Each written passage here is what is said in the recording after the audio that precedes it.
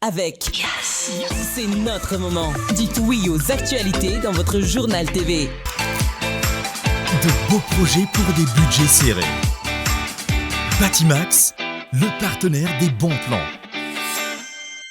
Batimax, la qualité au meilleur prix. Manoltranao vaovao.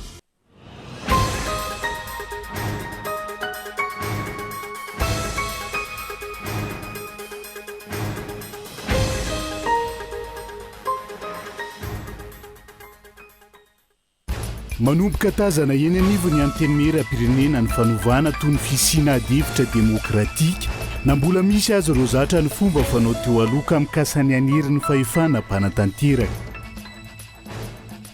Miantso ny ministeran'ny fitsarana indray fepetra enitra manoloana ny fivoahan'ireo tsigadra politika sy ireo nogadraina tsy aradrara ny vovonana politika antso.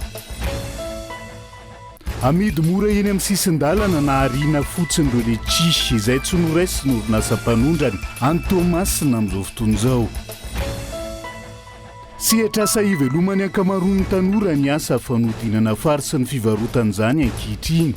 Mitondra singa mineraly maro ny ranopary indrindra ho an'ny vehivavy bevoka sy ny mampinono ombitsabo nanaovana fanadiadiana. Nanomboka androany ary aritra 3 andro ny fitokonana nasionaly ataon'ny vahoaka ny Belzika ho fanoherana ny fanavaozana vinavinain'ny Prime Ministre lehibe ny governemanta ny antsiprian'izay.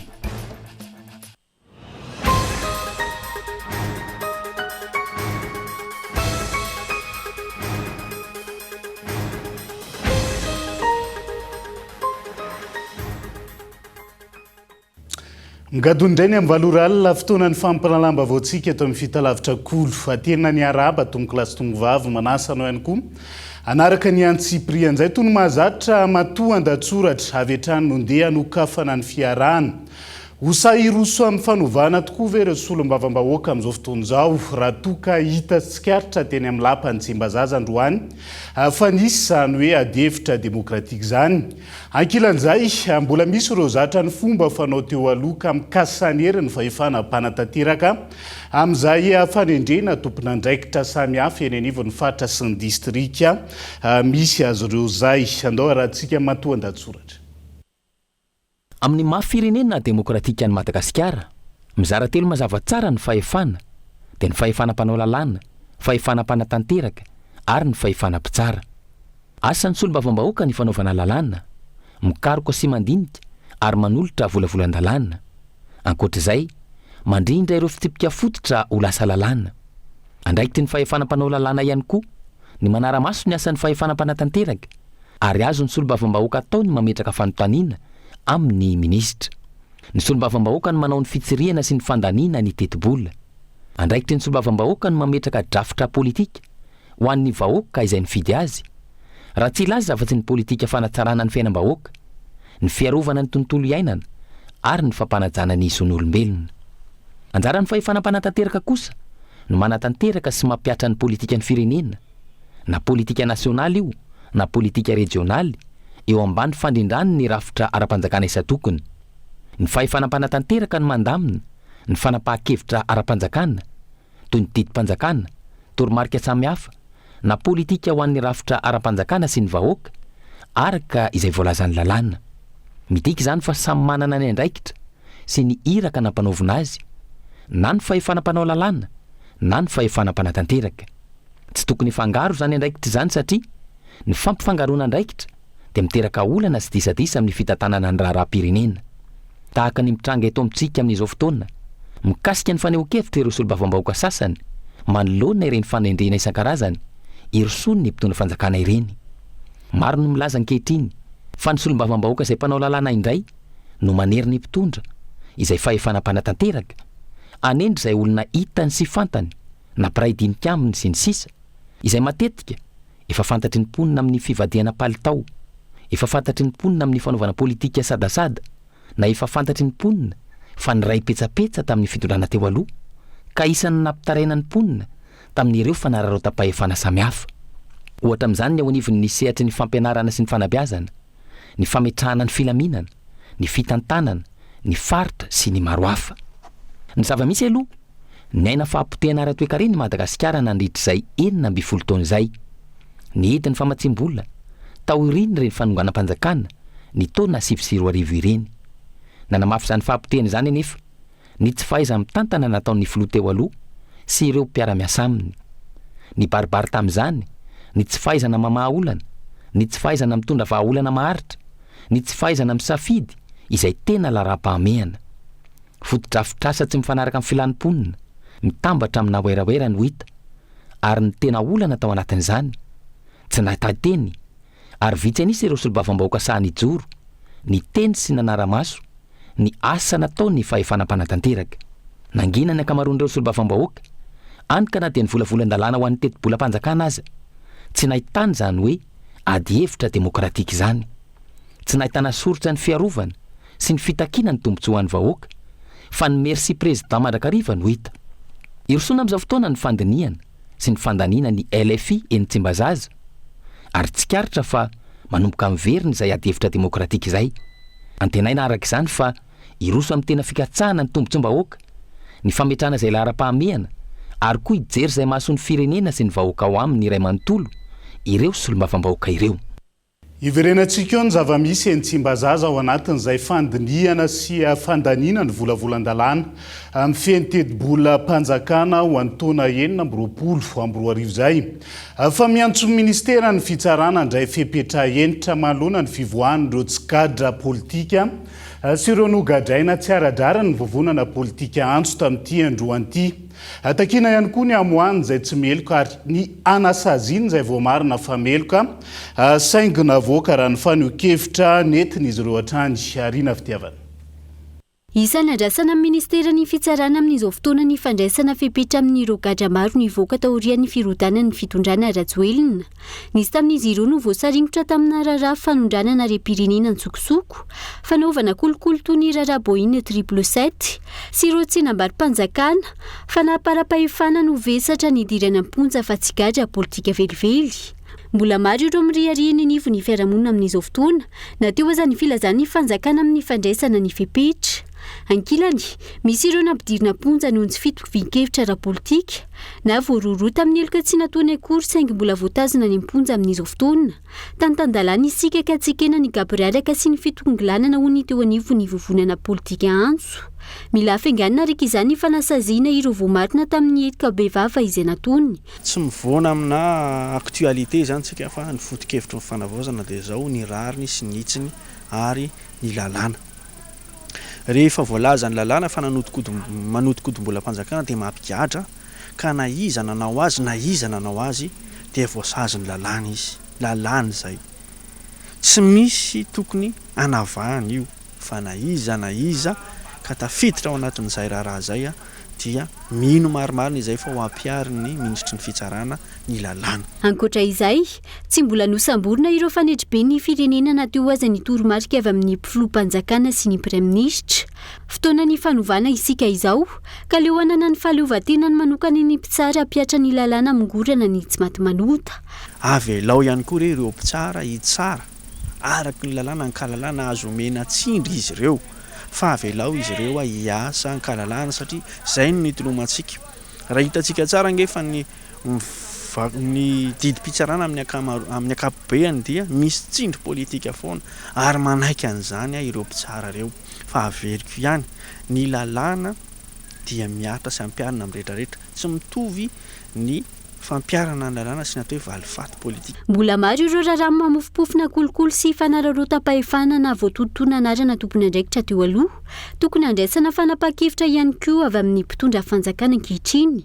Fanjakana mampanjaka ny demokrasia, manaja ny tantandalàna no takin'ny fanavozana ankehitriny, ka tokony ho sahijoro amin'izany ny fitondram-panjakana ho hiatrany fanehoan-kevitra. Miresaka an'izay fametrahana ny tandalàna eto amin'ny firenena izay hatranisika. Maro ireo endrika fangalarana ny harem-pirenena sy karazana kolikoly nyseho nandritra ny fitondrana ny fandimby. Misy amin'ireo voaroroa no efa nanararoatra nody eto an-tanindrazana. Misy ihany koa ireo mikasa hiverina eto Madagasikara amin'izao fiovan'ny mpitondra. Tsy tokony hisy fanavahana fa samy mila no kafana fanadihadiana avokoa izy rehetra raha ny faneho-kevitra nentin'ny antoko kitany Madagasikara tamin'ity androan'ity. Gabain loha.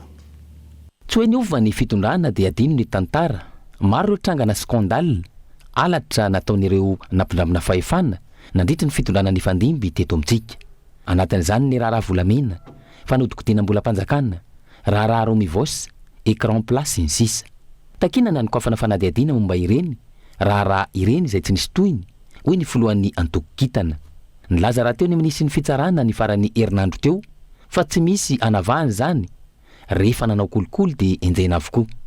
Tokony naranasy zany ary azo inona satria malalaka ny fitsarana amin'izao fotoana, fa tsy misy teritery tahaka ny tamin'ny fitondrana Rajoelina, hoy hatrany ny fanehoan-kevitra. Manampy izay ihany koa ny Direction Générale de l'Agence Nationale Antifraude eo anivy ny fiadidinana ny fanavaozana ny Repoblika.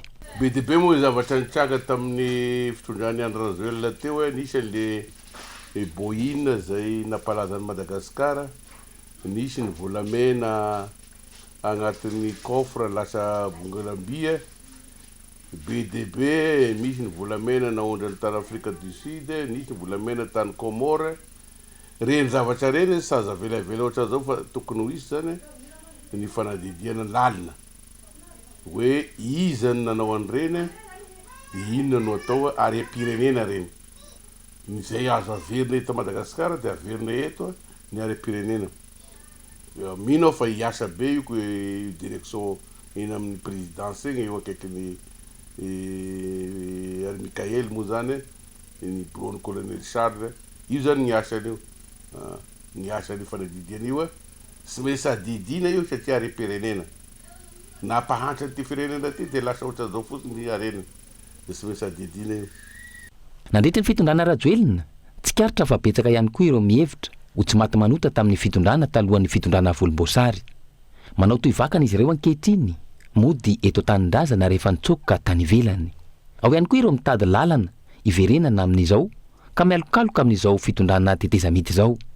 Tsy hamela malalaka ny mpanao ratsy nambody firenena ny tanjona tamin'izao fanovana izao, ka takiana ihany koa ny fandraisana fepetra amin'ireny olona ireny hoy hatrany ny fanehoan-kevitra. Tsy valifaty politika zany.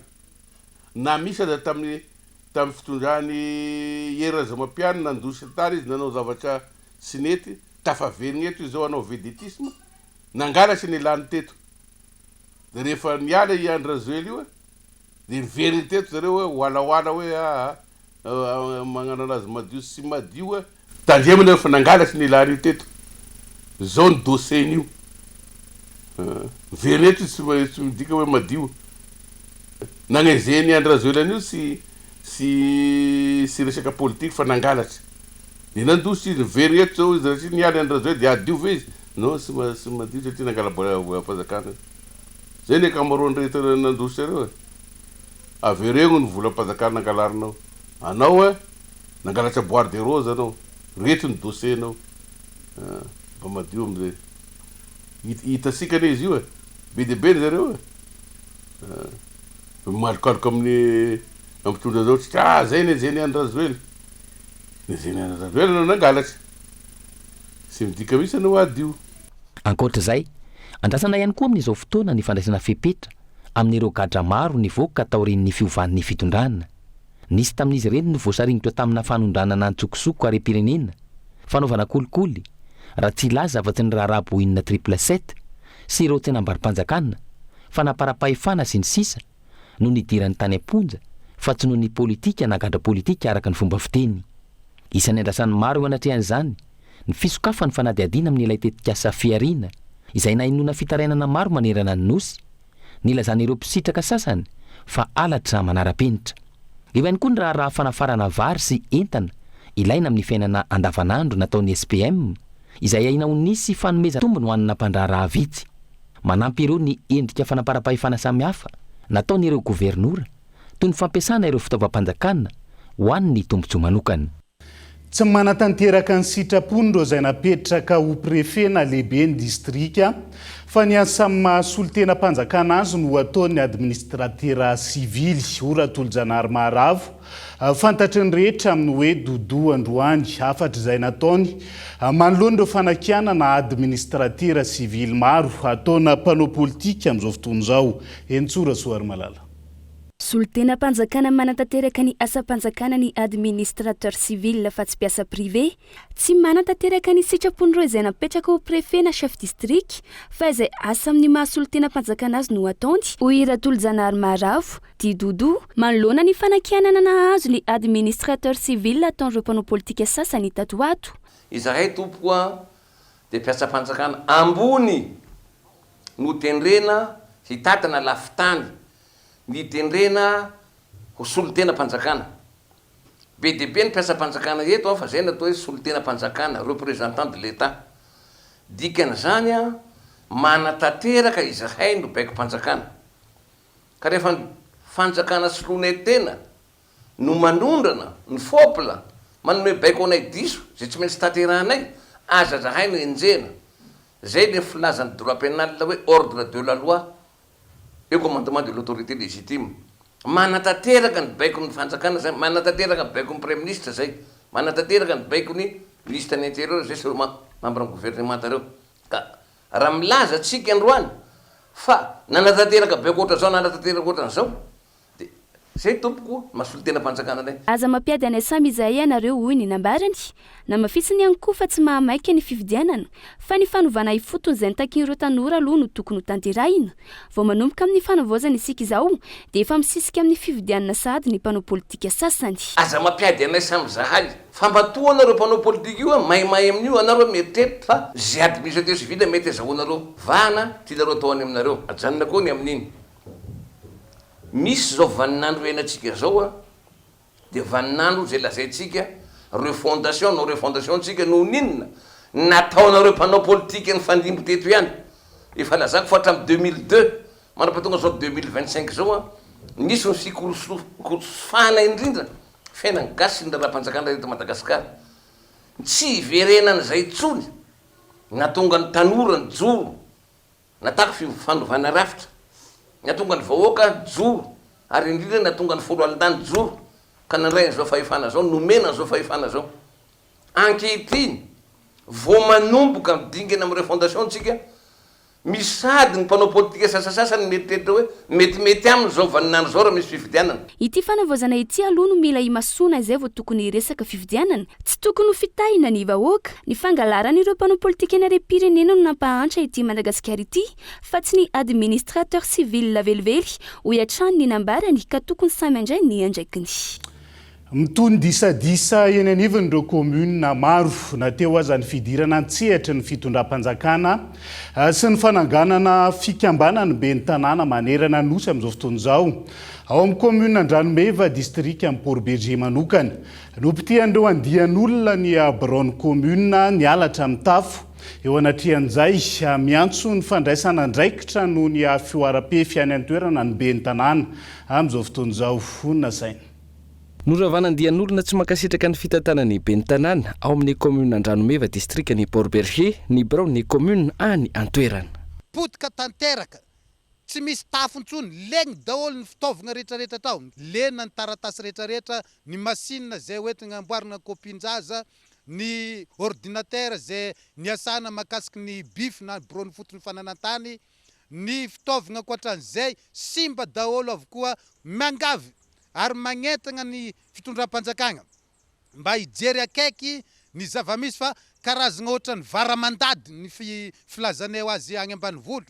Varamandady zay inigna nataon'ireo mpanotra, inigna nataon'ireo mpagnakorontagna no nitranga tao amin'ny bureau ny commune Andranomeva. Tsy mety ny fitaovam-panjakana hopitena afatany tsy misy tony ny vokatra amin'ny famotena manjary hozary zatranao an'izany avokoa ny rehetra raha sagnatriaka tsy asiana tony ny fandraisana andraikitry ho an'ireny olona mpanakorotana reny. Raha ny fampitambavao ihany koa tsy nisy nisitraka ny siady ho an'ity taona ity ireo commune ambanivohitra misy 720 ao amin'ny district ny Port-Berger. Nisy olombam-bahoaka ny antoerana izay lany tamin'ny IRD ka izao manafa ireo commune tsy manaiky baikony izao antony tsy fisitrahana ny siady io hoy ny mpitondra teny ireo be ny tanàna. Manomboka mivangongo indray ny fako amin'ny toerana maro eto Andrenivohitra andro vitsy taorian'ny fitokonan'ireo mpanary fako Maro ny fiantraikan'izany eny anivon'ny fiarahamonina ary miteraka fatiantoka ho an'ireo mpivarotra manodidina ny toerana misy ny fako ihany koa. Ambonin'izay ny olana ara-pahasalamana raha ny fitarainana nentin'ireo mponina nanaovana fanadihadiana tamin'ity andro an'ity. Nitsahatra ny faran'ny herinandro teo ny fanaovana fako ataon'ireo camion mpitatitra fako eto Antananarivo noho ny fitokonan'ireo mpiasan'ny SMA na ny Société Municipale d'Assainissement. Vokatr'izay, toerana maro no ahitana fako eto Antananarivo renivohitra ary mivangongo. Maloto ny rivotra, miteraka olana ara-pahasalamana, fa ihany koa miteraka fatiantoka ho an'ireo mpivarotra manodidina ny toerana misy ireny fako ireny. Lasa tapaka hatramin'ny fidiram-bolanay, vidy tsy anatonanao misy fako zany mihitsy. Fa le izy na fofona hoentin'io fako ary tena makarary. Sisy manala misy tamin'ny herinandro ty ny fako sisy manala mandeha daholo na fatina lika io na fatiny iny dia daholo volona koa reny manontolo may be mihitsy zay mangataka ihany mba angalana atahorana amin'ny fahasalamana izy fa safaka makaiza na zay oara zao maloiloy tsy mihinagna eto zay fa mitaditady toerana hinanakanina. Mivarotra anay zao tsy dia mandeha ntsena satria misy an'io fako io mitotena zao ny anay dia manao mivarotra mofo. Izy mba hitarainanay satria tery atsimotsimo io dabapako no mipetraka dia lasa miamisaka le izy. Za moa zany tsy poniny ty fa mandalo isan'andro aty fa mamparary loha be mihitsy mandalo isan'andro tonga dia miakaja be aty andohana le izy raha foany fa tsy ponina aty za fa isan'andro za mandalo aty foana. Andaniny, nilazany teo anivon'ny SMA tamin'ity androany ity, fa efa nisy ny fampiatsona nataon'ny mpitantana ireo mpiasa ireo, iroso amin'ny fampiresahana, ahafahana mamahany olana, saingy tsy namaly ny ankamaroan'ireo mpiasa. 550 metatra toratelo farafahakeliny ny fako voakarintsika eto Antananarivo amin'izao fotoana izao. Raha ao anatin'ny 2 andro zany dia 3,000 metatra toratelo izahay, anatin'ny efatrandro dia 4,000 metatra toratelo ny apetsaky ny fako tavela eny. Natsonay anao service minimum moa zareo mandra-patonga ny fampiresahana amin'ireo matanatohatra izay tokony voakasika amin'izany.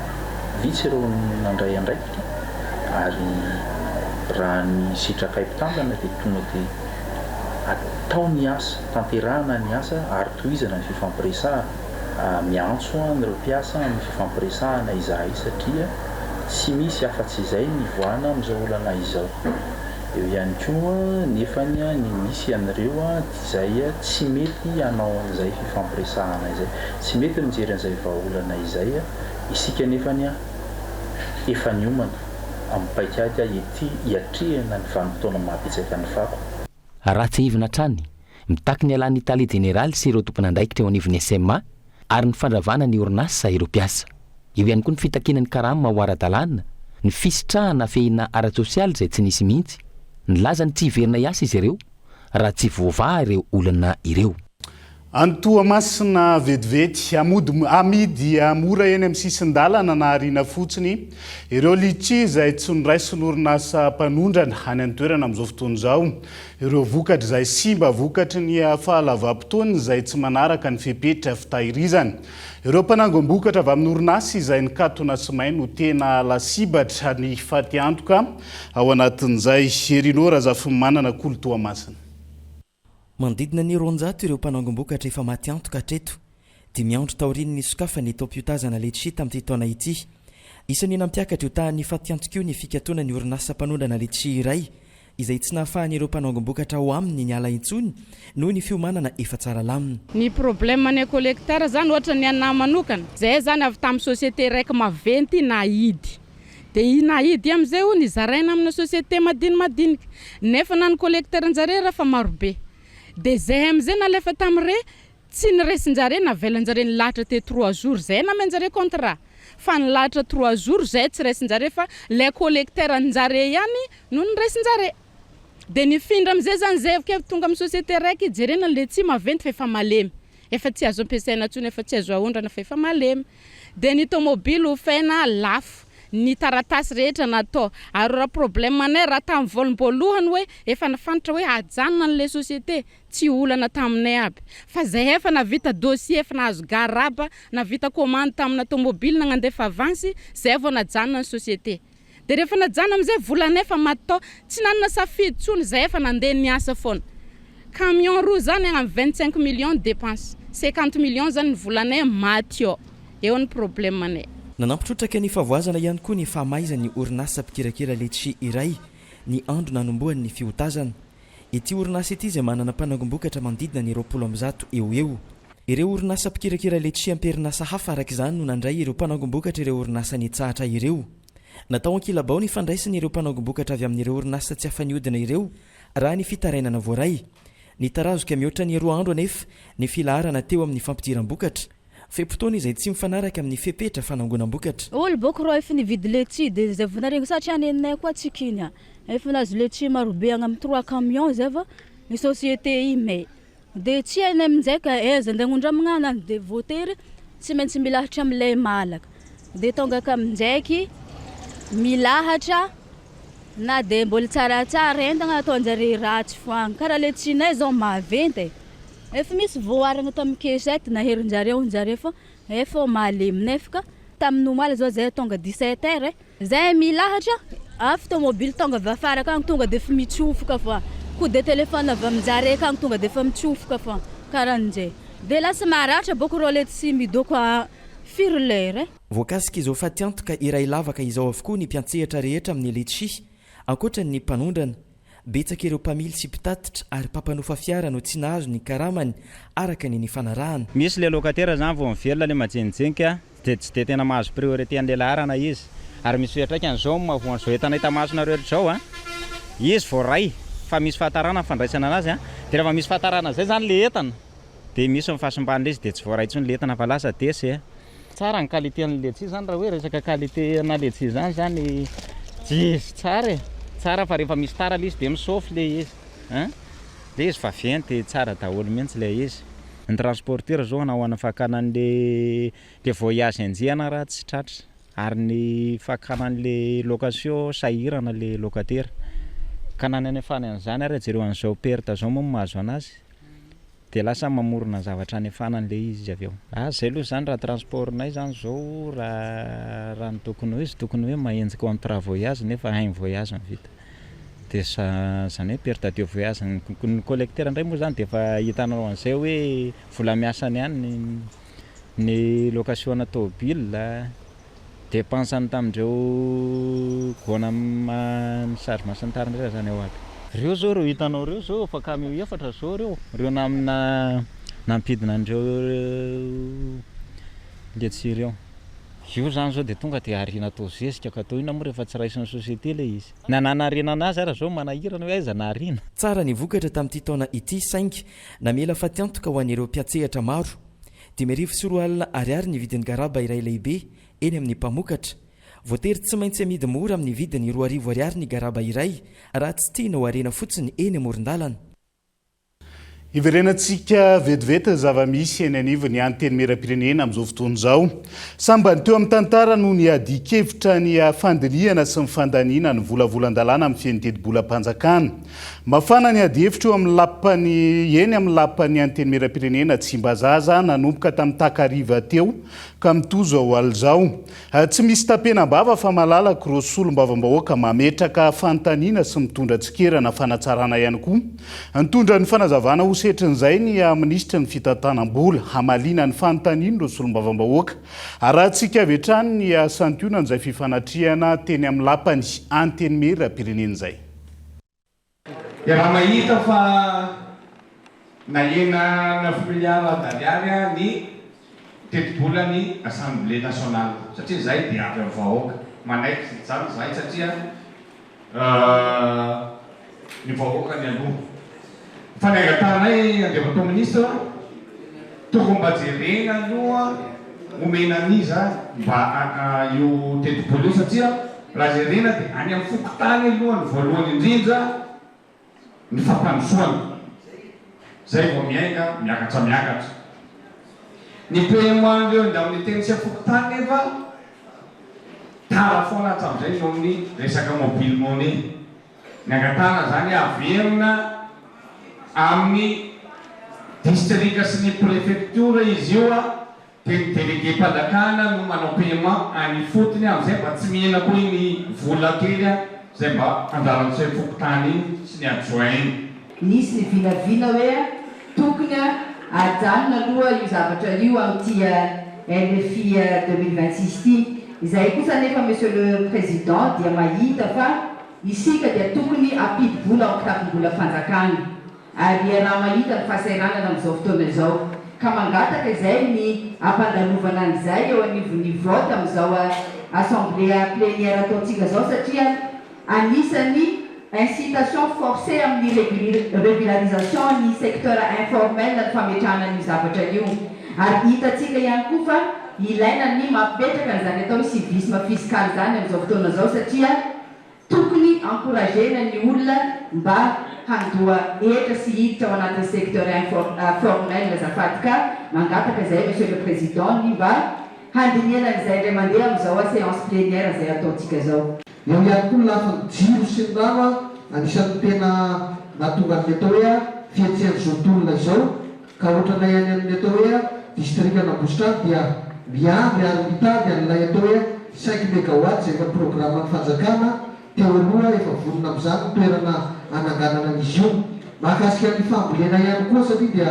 trandradradraina foana ny atao hoe tokony aleo tena ara-tsakafo isika dia tsy hita ny fandraisana anjaran'ny fitondram-panjakana satria teo teny namana marina fa tena piseto ny voanjany raha navady izany fa noho tsy fahazakany vahoaka vidina vary lafo loatra ny mahatonga ny fanjakana voatery tsy maintsy mame azy atao hoe franchise izay ka mangataka ny tenanay mba ho ampitomboana ihany koa zany ny volan'ny ministèren'ny fambolena sy ny fiompiana tsika zany ohatra ka hoe ampitombo'ny budget hafa dia tsy maintsy zany mampeny ny hafa no ataontsika le voazotra tsika zany ka volo mandany azy hoe ahorany amin'izay fa arak'le nazavaiko tamin'ny andro voalohany le nanao an'ity zavatra ty dia hoe tsika zany zao ahorany hoe mandako karazana hoe fotoatsarotro zany hoe sahirana zany zao ny firenena ary zay tena hoe lara-pahamehana zany sy zavatra maika zany aloha no tena hoe zany hoe ilzana natao anatin'ity loi de finance ty zany fa araka tenenina teo hoe mbola isy ny loi de finance rectificative ahafahantsika zany no manitsy amin'izy satria mbola mazo zany zavatra io vao rehefa avy eo mbola isy fanadiadinadala zany atao hoe anatin'izy dia ataontsika zany ny fanitsina ny zavatra zay fa amity zany rehefa navaozana mivadika grâce tsika manana programme dia miteny amin'ny hoe ty programme anay nareo hoe afaka mandenay anatin'le izy zany tsika zany tamin'ny namerina ny relation tamin'ny bayo zany zay fandraisiko dia navaka amin'ny zavatra zay ka izany indrindra novantsika an'le hoe assise nationale programme économique plus zany tsika manao an'le plan zany de relance économique miaraka amin'izy zany plan zany de développement zany à moyen terme anatin'le izy ary ny bayo zany amin'iny efa voly izy zany anio hoe miaraka amintsika manao zavatra zay itory ampitso zay fandanina ny volavolan-dalanina ho an'ny teti-bolam-panjakana ho an'ny taona 2024 zay ary zahana ho taterina ato anatin'ny fampalalamba-vao hatrany dia izay ihany koa no antsika amin'ny sendo vetivety ao anaty dokafoy aza misaraka aminay.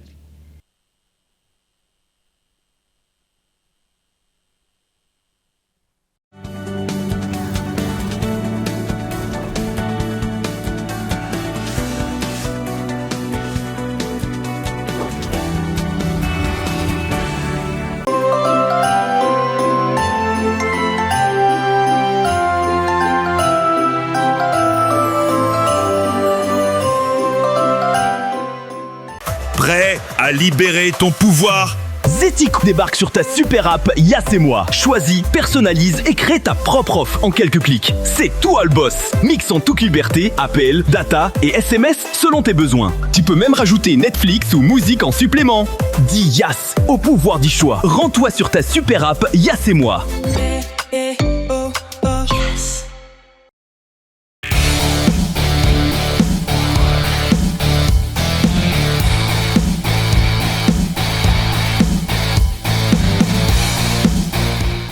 Black Week au centre commercial Accourdi du lundi 24 au dimanche 30 novembre. Des promos qui frappent fort, jusqu'à 70% de remise dans vos boutiques préférées.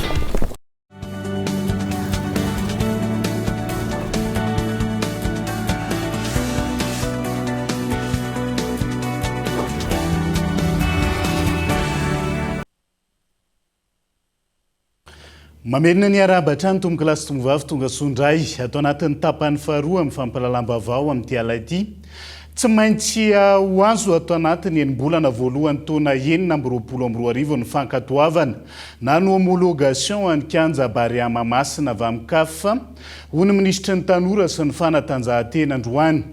Tanjona ny ahafahan'ny fédération sy ireo atleta ny section sy ny ligue misitraka ny tolotra rehetra afaka omeny ny Kianja Baria ka tsy ho very ahafatany ny vola nolanina tamin'ny fanamboaranyity foto-drafitrasa ity ny antsiprian'izay.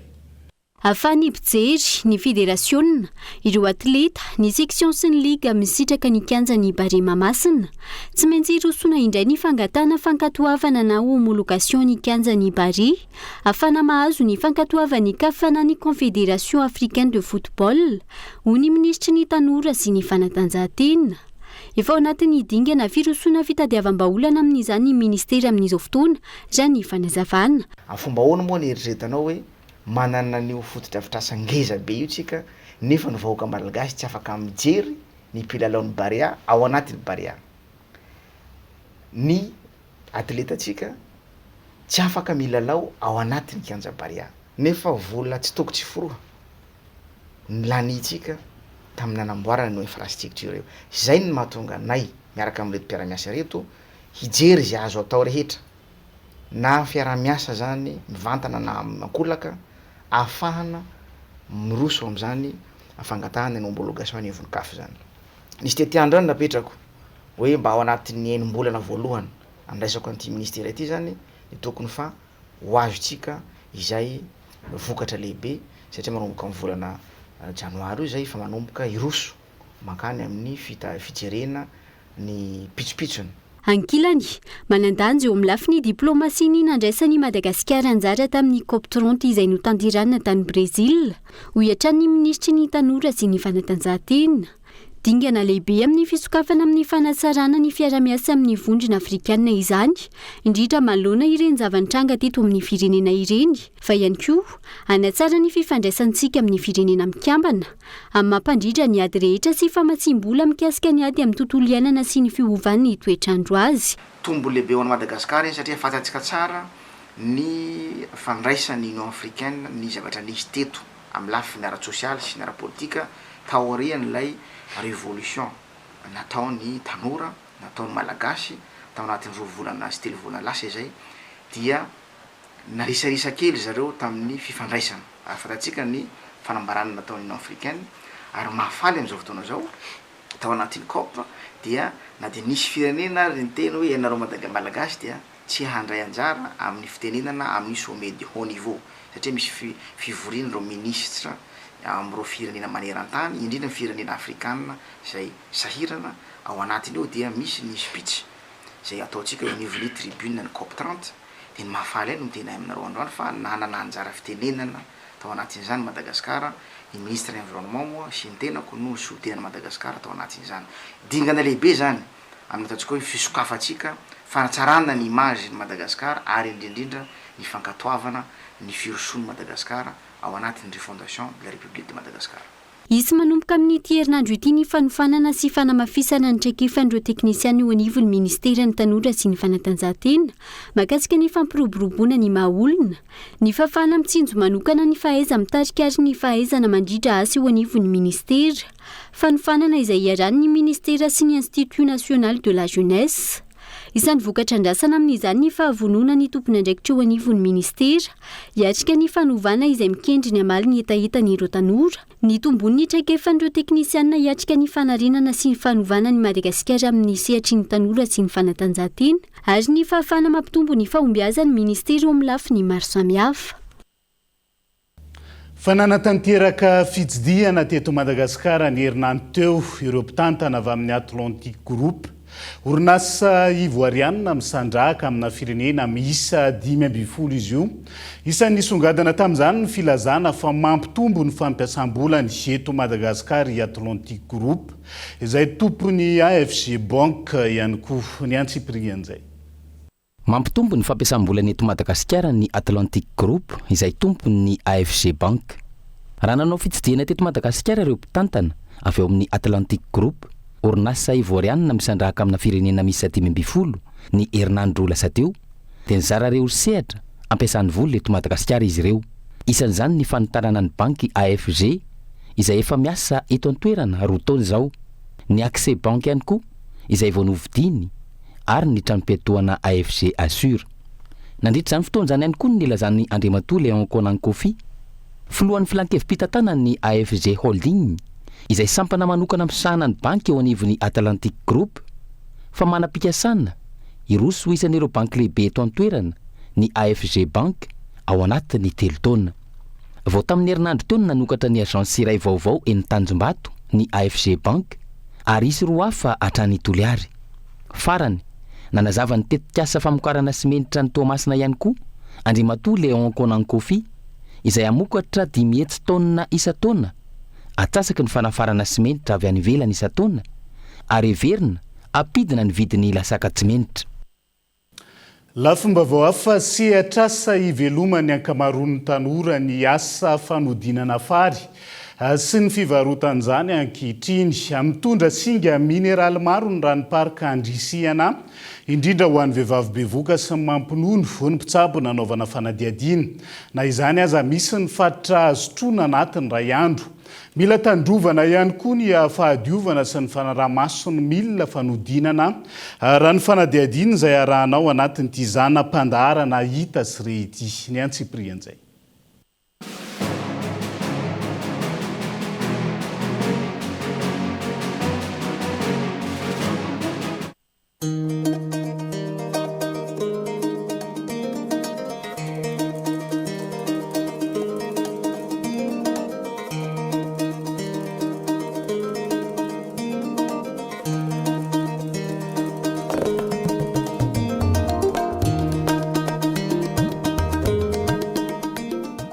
Izao ny asan'ny Solofo tovolahy 5 taona efa ho 3 taona izy no nivarotra ranopary ny Mahamasina sy ny manodidina.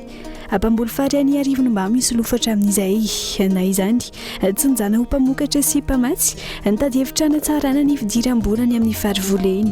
Nandrisika azy ny fanodinana fary ho lasa fisotro nangony ny fitaovana ka izao mivarotra ranopary aty Andrenivohitra izao. Toy izao ny fikarakarana ataony amin'izany isan'andro. Dia fikarakarana azy indray avaly aloha zany dia alaina tsikelikely izy any am-potony izy fary ampy anao mandritra ny herinandro zany no alainao akarinao avany dia rehefa tafakatra aty izy ho amin'ny fikarakarana azy aty.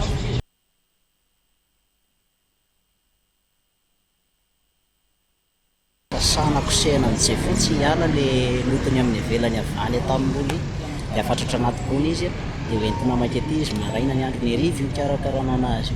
Maraina ny andro dia tonga dia mibata dia lasa mankety mikarakaraan'ilay ampidirana azy atao anaty vitrine sy hoentina amidy aty fivarotana. Fa nanatokana indrisika nanao an'ity dia arakaraky ny fivoarana ny fiainana ihany koa hoe raha malala fa manahirana dia aleo mitady orinasa ivelomana. Misy mandava-taona ny fary ka azo atao asa fivelomana maharitra ny varotra taony ho hiatrany Solofo. Mila fitandremana ankilan'ny mitahiry azy tsy ho simba hatrany fanazavany. Izy io tsy dia simba izy zany raha mbola hoe rotokom-bolana makany ny fary tsy simba fa herinandro izay mahatonga an'izy hoe herinandro izay fary ampy herinandro ihany na karina fa rehefa mihoatra ny rotokom-bolana izy zany mipetraka ao an-trano satria alaina lavalava izy dia aty izy voakarakaraina fa raha tetitetehana any am-potony izy dia malady simba kely fa rehefa tonga aty izy voakarakaraina milamina mikarakaraina azy satria rehefa mihoatra ny rotokom-bolana izy dia simba amin'izay ilay fary. Efa maro ireo mpifaninana amin'ity asa ity ankehitriny. Ny fitandrona ny fahadiovana no entina misarika sy mitazona ny mpanjifa ho hiatrany Solofo. Ireo mpanjifa ihany koa mitaky izany fahadiovana izany. Natoraly ka mahasalama hoy izy ireo. Ohatrana so mihinana dia mizaha mifidy hoe izay kelike fary hitako eny dia hinanako fa zaho misy fineto anao zao madio ny fary. Izy koa zany manampy amin'ny antikorona mihitsy izy tena mampatanjaka. Mba hialana amin'ilay mihinana siramamy zany dia io tonga be be ny soa azo resaka fahasalamana. Ty zany naturel be io fary dia ahodina amin'ny machine ndray tonga dia hohanina. Mitondra singa mineraly sy singa prébiotika isan-karazany ilain'ny vatana ny ranoparitra ny fanazavan'ny mpitsabo mampatanjaka akamporisiana indrindra ny vehivavy bevoka sy mampinono. Na izany 50 hatramin'ny 200 mililitatra isan'andro no asotrony olona iray. Anisany ahitantsika fer izy aloha calcium, ny magnesium, ny vitamine B1, ny vitamine B3, ny vitamine B6 dia eo ihany koa ny vitamine C ary ny vitamine A. Dia ireo rehetrarehetra ireo zany manampy mba mampatanjaka e. Au lieu de hoe hisotro énergisante zany dia aleo ara misotro fary. Ahitantsika en gym izy fa indrindra ihany koa ireo singa prébiotique izay ilain'ny tsinay ary indrindra manampy amin'ny fandevona-kanina. Dia ankoatran'izay dia misy an'ilay ataontsika hoe acide glycolique, renouvellement cellulaire zany hoe raha misy cellule morte zany amin'ny hoditritsika dia io mielimine anazy zany hoe manaisotra anazy. Na izany mila mitandro ny fahadiovana ireo mpivarotra ranopa rehetra hoy ny mpitsabona na mafy. Mila arahy masy matetika ihany koa ny milina famidinana tsy ho arafesenina. Ny zavatra hitantsika matetika eny amoron-dalana le fary raisina amin'ny tanana, misy fotoana nefa le tanana maloto, le vera ampiasaina ihany koa nefa indraindray hoe azo antoka tsara ihany koa fe ny dikan'izany tena entanina mihitsiny andao manao gant reto andao koa manao masque mba miaro ny amin'ny misy fotoantsika miresaka na ohatran'izany nefa manodina an'ilay izy. Ny fitaovana izay ampiasaintsika tena tandrovo tsara mba tsy hoe ho arafesina indray le machine anodonana anazy iny dia mety ho loto indray no azo fa andao tena karakaraina dia tandrovona tsara mihitsy izay fahadiovana izay. Ny verre à jeter indraindray tsika mahihatra kely dia indraindray le ampiasaina eo dia iny ihany no averina amin'ilay olona fa rehefa tena hoe jetable hoe à jeter arina dia rehefa vita ny ampiasana azy dia andao arina. 500 ariary ny iray kaopy amin'ny ranom-pary, 4 ny litatra. Mitakery-tsandry ny fanodinana ny milina. Na izany mety ahazoana tombony hatrany amin'ny 9 ariary isan'andro rehefa andron'ny tsena hoy ireo mpivarotra. Manodidina ny 7 kilao ny farilany amin'izany.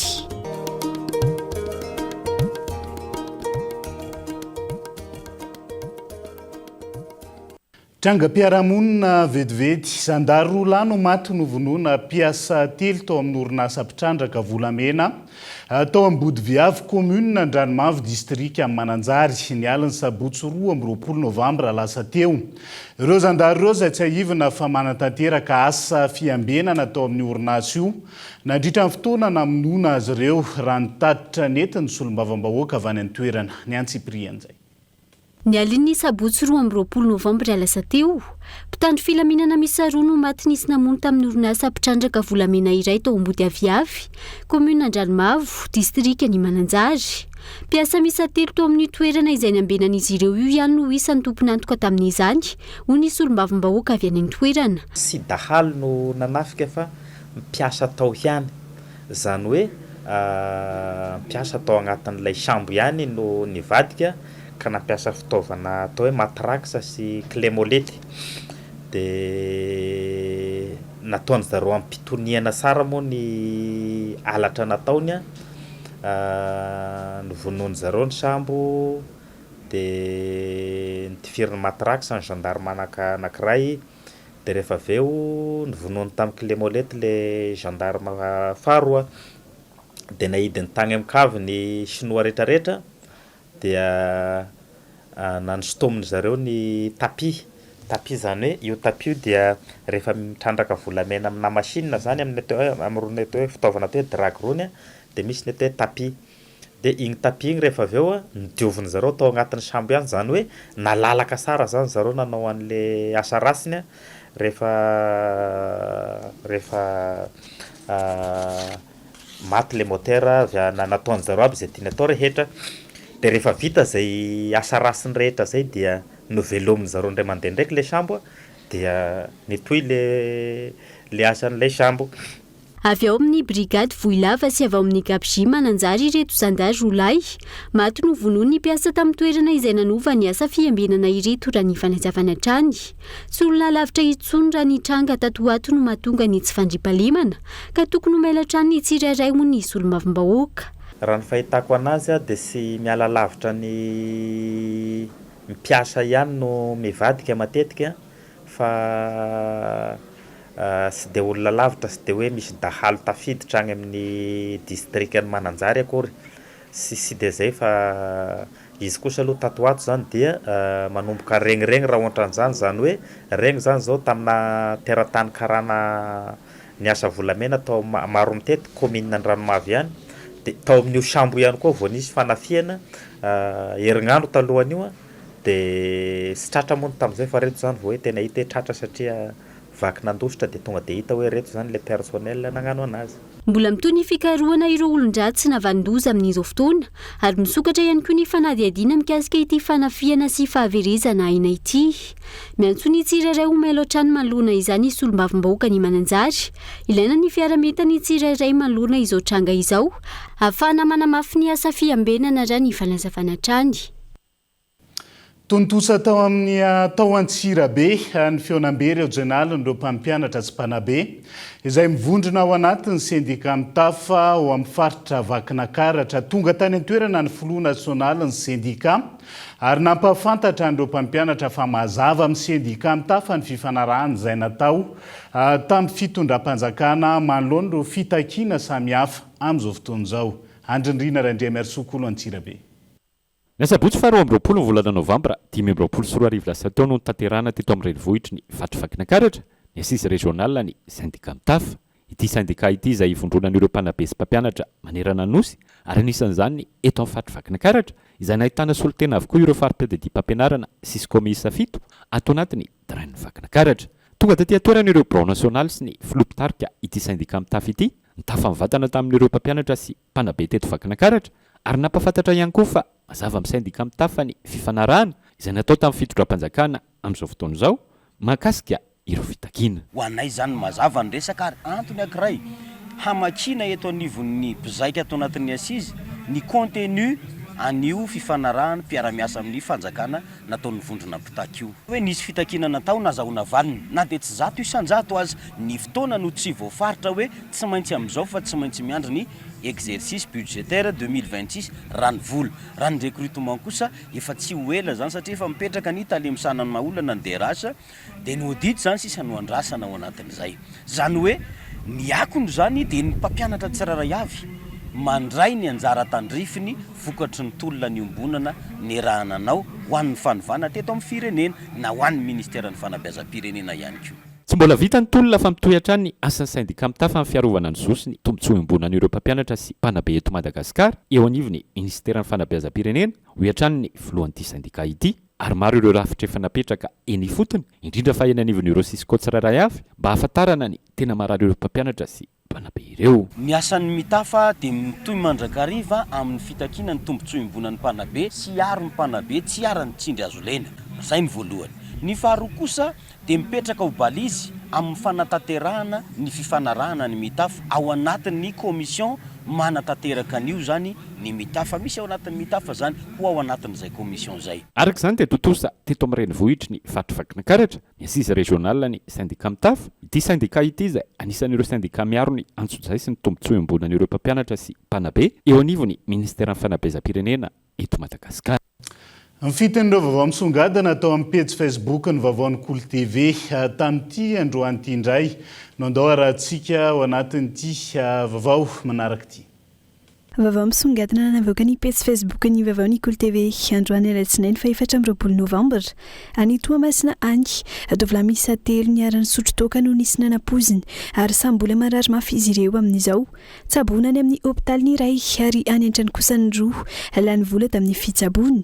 Anisan'ny tena mbola marary mafy Ranoelson André Léonard 20 taona monina ao Tanamakoto Toamasina tsy matelikanina sembotra ary marary ny tongony sy ny tanany raha ny fitantarany nisy tovolahy hafa tsy fantatra tonga ny arany soritra eo amin'izy ireo 3 andro taorian'izay narary izy 3 lahy rafitinina ny zavan-tranga araka ny rantina avoaka ny pejy ny vaovaon'ny Kolo TV. Vaovao navoaka ny pejy ny vaovaon'ny Kolo TV hatrany olana miisa 9 no naroson'ireo mpisehatra amin'ny lavanilina nandritry ny 2 andro nanatanterana ny dinika fanangonan-kevitra ho fanarenana ny sehatra lavanilina atao sambavy ny farany herinandro teo. Lara-pahamehana ho ireo mpisehatra ny fametrahana rafitra vidiny mirindra kokoa ny fitantanana ny tahiry sy ny fisorohana ny vokatra miopapany fanavaozana ny fitantanana ny sehatra fanamafisana ny trasabilité fahazoana taratasy fahazoan-dalana manondrana zavatra sy ny adidy ara-panjakana, ny fitaterana, ny foto-dravitrasy, fanapariana ny sampandrara, ny fikambanany mpamboly sy ny coopérative. Isan'ny instanterahana avy hatrany ny fanitarana hatramin'ny faran'ny volana desambra ny fandraisana ireo fangatana fahazon-dalana anondrana na ny agrément d'exportation ny lavanil. Hoezana koa ny famohana isaky ny tapabolana ny lisitry ireo mpandrarana azo izany ho ny milisitry ny varotra sy ny fanjifana Andriamadison Aingotina izay tonga niatrika ny diniky.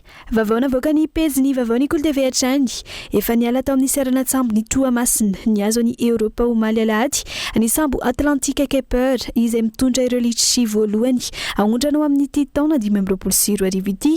Ny SMMC na ny Société de Manutention des Marchandises Conventionnelles izay miasa eo anivon'ny serana tsambo no miandraikitra mipahaizana ny fametrahana sy fandefasana ireo entana amin'ity fiaingana voalohany ity araka ny nambarany teo anivon'ny ministera ny fitaterana sy ny fiamantarana ny toetrandro. Izay ny fanondranana fato izao hita amin'ny sarina voaka ny pejy ny vaovao ny Kolo TV izao ny fijaliany ireo fiara manoloana ny fiakaran'ny rano eo amin'ny fivilian-dalana ny sandahatra Toamasina faharoa amin'izao fotoana famoahana ny vokatra letry izao efa ho 10 taona tsy vita ny tetezana mampifandray ny lalana tapaka. Ara-panatanjahantena dia medaly volamena misa 4 sy alim misa 2 no norombany koty sampaniaina Glorio Précieuse azazalahy kely 12 taona nandritry ny fifaninanana taranjalomanina tao la Réunion nanomboka tamin'ny zoma 20 novambra aka ny farana omaly 13 novambra 2024. Aza misalasala manaraka ny pejy ny vaovao ny Kolo TV raha toka ny Facebook no mahavantananao manaraka ny vaovao. Namony hainy ny fitopolo isan-jaton'ireo olona ny ampita arabe ivela amin'ny passage pour piéton raha ny taremarika maneran-tany. Taremarika izay maneho ny mazava-dehibe ny fanajana ny toerana natokana iampitany ny mpandeha tongotra. Horesahana tao anatin'ny Kopenau ho an'ny androany moa amin'izay. Ity zanam-pandaharana ity izay anjara biriky entin'ny Kolo TV FM amin'ny fanabeazana olom-pirenena.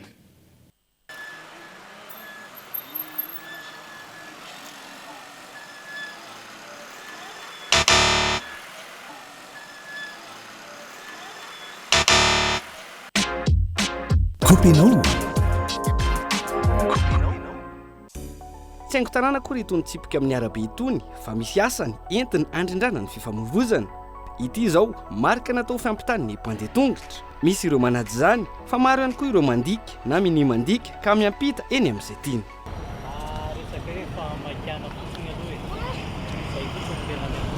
Fahamaikana va tsy fahafantarana? Tena mahalala hoe tany amin'ny fiampitana amin'ny andavanandro tena miampita eo. Tena miampita eo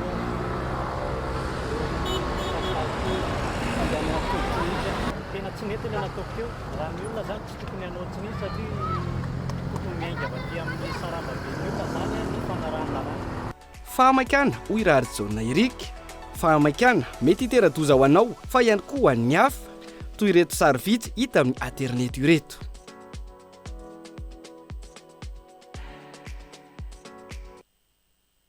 Ho an'ny mpamily ankoatra io tsipika fotsy io, misy ihany koa ny takelaka manambara mialoha ny fisindry ny toerana fiampitany ny mpandeha tongotra ireny ka tokony amailo sy ho ajaina hatrany. Ny hafatra zany ho an'ny mpamily moa zany mahakasika ny hoe eny amin'ny resaka passage pour piéton na passage zébré isika na misy olona anapaka na tsisy olona anapaka zany raha vao mahita ny passage pour piéton dia tokony manena ny afaka hainganam-pandeha hatrany dia mamela anazy andeha miadana tsara rehefa mandeha. Tokony atao aloha izay mahakely ny fotoana indrindra ho an'ny mpandeha tongotra eny ambony arabe. Satria raha raha-pamaritana ny arabe dia faritra natokana ifamoivoizan'ny fiara. Tsy azo atao angambany dia miezakazaka no mitelefona fa mandeha tsotra normal tsara. Dia na zany na tsy zany tsy hoe passage pour piéton koa izy dia manao ny ataontsika hoe karazany hoe abus ianao fa miezaka mitandrina foana ihany zany na dia mpandeha tongotra ary ialana amin'ny loza. Tsy ampy nisan'ny toerana natao iampitany ny mpandeha tongotra eto Antananarivo renivohitra. Ao ihany koa ireo nisy fa efa tsy hita intsony ny loko. Fa na izany, ireo efa misy andeha ho ampiasaina, andeha ho ajaina ka eny hatrany isika no miampita manomboka izao. Ary anaja izany ireo mpamily na fiara io na kodiaran-droa. Amin'izay mirindra ny famoivoizana, miena ny loza. Misy olona mampianatra zavatra diso koa matsy. Tsy mety hoe kolona aloha fa mienitsika eny amin'ny adihevitra tsy maintsy 10, tsy maintsy 10 vao tsy misy an'izany.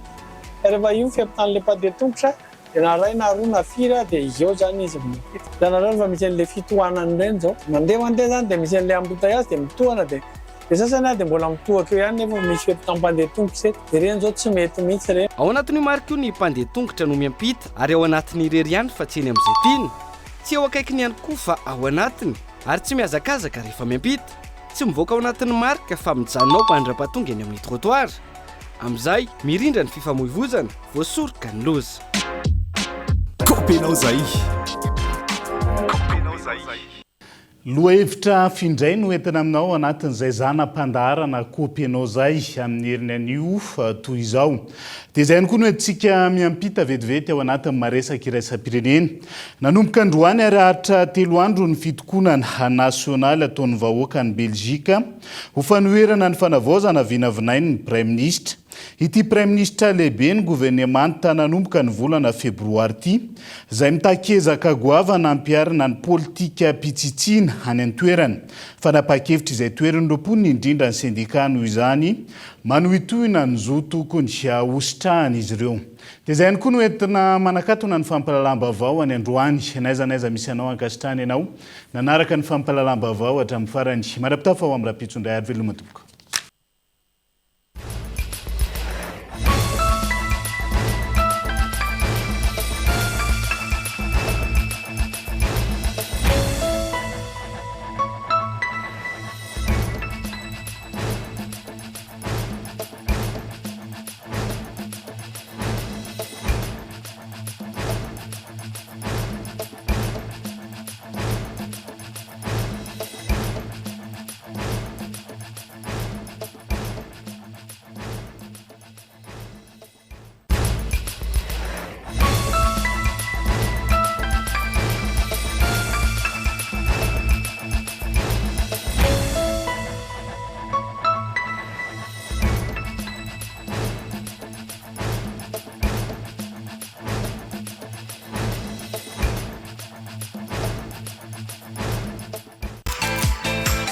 De beaux projets pour des budgets serrés. Batimax, le partenaire des bons plans. Batimax, la qualité au meilleur prix. Avec Yes, c'est notre moment. Dites oui aux actualités dans votre journal TV.